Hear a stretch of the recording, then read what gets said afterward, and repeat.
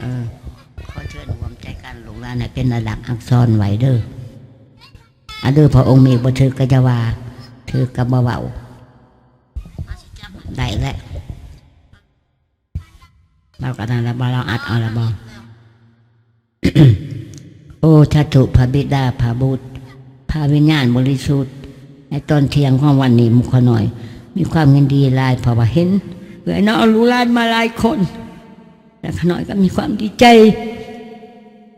ขอพระองค์เจ้าทรงปกป้องรักษามุขหน่อยให้มุขหน่อยถึงต้องปองดองกันหักแพงกัน พระองค์เจ้าข้าให้มุขหน่อยเป็นจิตหนึ่งใจเดียวกันขอเชิญพระองค์เจ้าขน่อยเองก็จะขอน้อมต่อหน้าพี่น้องลูกหลานทุกคนขน่อยเป็นคนผิดต่อหน้าพระองค์เจ้าขน่อยไม่ได้ปล่อยได้ด่าบ้านเมืองขน่อยหักคืดในใจและมันที่เป็นการบาปแล้วขน่อยขอน้อมข้าพเจ้ายกโทษขน่อยพระองค์เจ้าข้าแล้วขน่อยดีใจเห็นน้องขน่อยผู้หนึ่งและลูกขน่อย